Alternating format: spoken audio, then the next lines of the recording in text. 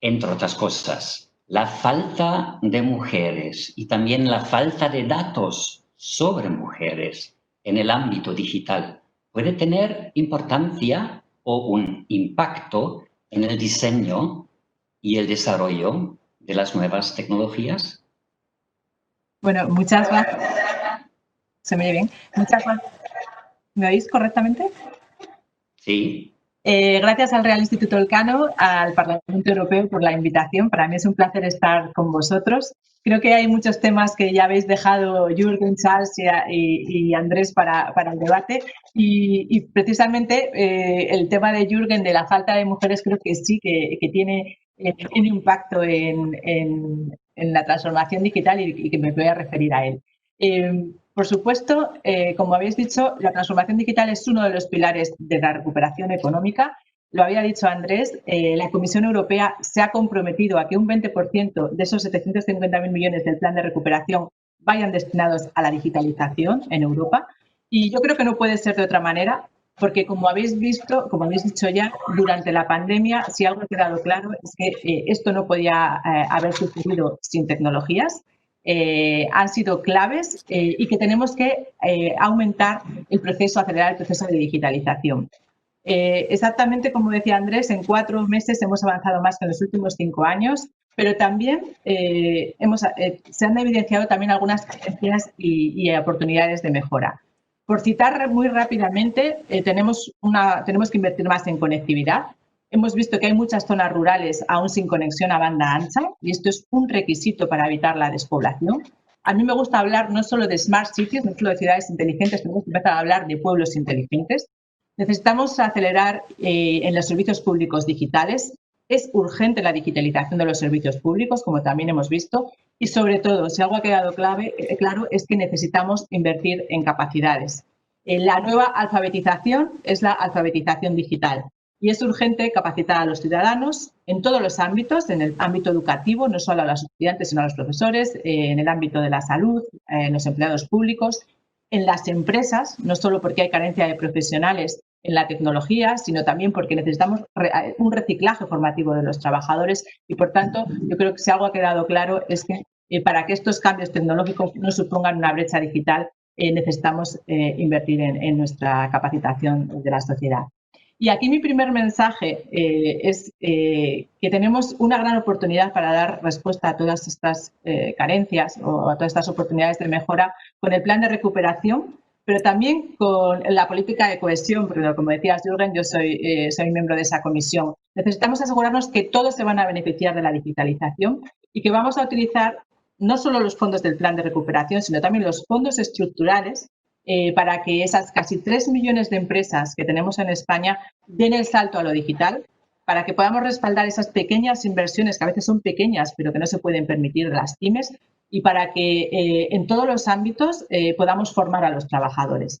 Creo que tenemos un muy mal ejemplo en cómo se han ejecutado los fondos en el periodo 2014-2020, pero ojo que en el periodo 2021-2027 uno de los requisitos es que se destine un mayor porcentaje de esos fondos a la digitalización. Y eso significa que tanto comunidades autónomas como municipios como pymes tienen que presentar proyectos para que haya capilaridad en este sentido y no nos podemos permitir una baja absorción de estos fondos. Por lo tanto, es fundamental. El segundo mensaje que quería dar es que, como habéis dicho antes, Europa tiene que recuperar su soberanía digital. Tenemos que apostar por los datos, necesitamos datos. Y es cierto que Europa ha perdido esa primera batalla en los datos, pero no hay que recordar en qué servidores se encuentran nuestros datos personales hoy en día. Pero sí que yo creo que sí que tenemos una oportunidad con los datos industriales, los datos del Internet de las cosas, los datos del 5G, y que en los próximos años el 80% de esos datos que vamos a consumir todavía no se han generado hoy. Por eso yo creo que también es una buena idea el espacio europeo de datos, que sobre todo lo que es importante es que esos datos estén disponibles y fluyan no solo para las grandes empresas, sino también para las pymes, para los investigadores, para las entidades públicas, pero también para las privadas. Y creo que eso sí que lo podemos hacer de forma diferente en Europa, porque tenemos que hacerlo y diferenciarnos en que lo hacemos con los estándares y con los valores europeos. Necesitamos un marco normativo que asegure la calidad de los datos y que garantice que tanto si son personales o no personales, los datos confidenciales, los datos sensibles, circulen de forma segura. Y yo creo que eso se puede hacer diferente a como lo ha hecho China, diferente como por supuesto como lo hace China y Estados Unidos. Y tenemos un caso de éxito que para mí ha sido el Reglamento General de Protección de Datos. Es un precedente que ha tenido Europa a la hora de marcar estándares y que es verdad que tiene sus claros y sus sombras, pero desde luego que ha sido un avance fundamental en el mercado único digital. Como decía, esto es un precedente que tenemos que utilizar. Hoy yo creo que todos los ciudadanos somos más conscientes de nuestros derechos y hay que seguir avanzando también en ese mercado único digital. Precisamente ayer se aprobó en la Comisión de Asuntos Jurídicos la regulación del nuevo paquete de la Ley de Servicios Digitales.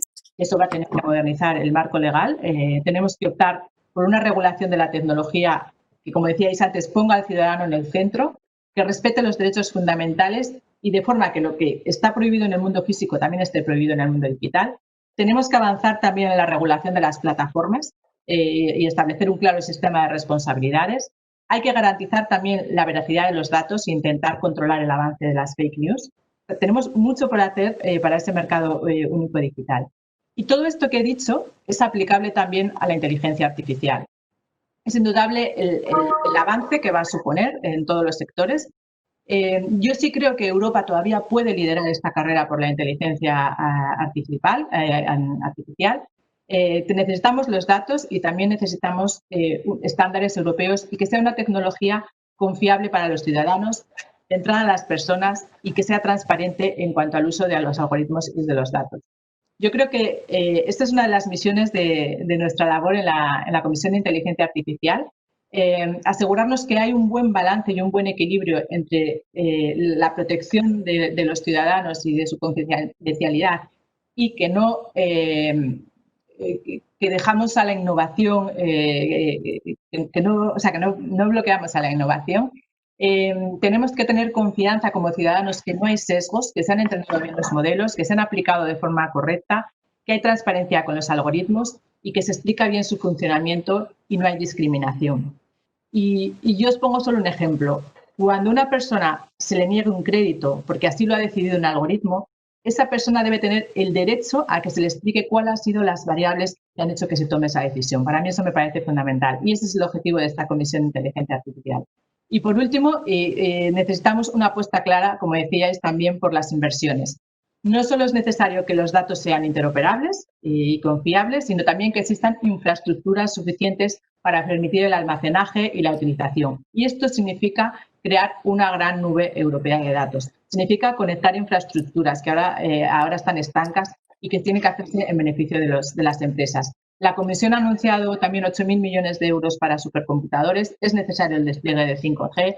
En resumen, hay que invertir en innovación y yo creo que aquí también tenemos una gran labor que hacer en el Parlamento Europeo y evitar que se recorten programas tan importantes como el programa Digital Europe o el programa Horizonte Europa. Y finalizo con las mujeres porque no puedo acabar sin decir que necesitamos más mujeres en el ámbito digital, que tenemos que abordar la brecha de género. La falta de mujeres puede tener importantes impactos en el diseño y en el desarrollo de las nuevas tecnologías, en los algoritmos, puede perpetuar estereotipos de género y puede crear un impacto aún mayor en la brecha salarial y la brecha de las pensiones. Así que yo, y es uno de mis objetivos, necesitamos despertar la vocación de más niñas en las carreras tecnológicas y, sobre todo, dar mucho más visibilidad a las mujeres en este ámbito.